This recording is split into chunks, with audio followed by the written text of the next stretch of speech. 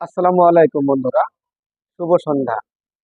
বাসা থেকে এইমাত্র আমার নিজের গাছের আম দিয়ে গেল। এটা ফজলি আম, একেবারে গাছ পাকা আম। একটা কেটেছি, দেখেন কি পরিমাণে কালার আমের, সুবহানাল্লাহ।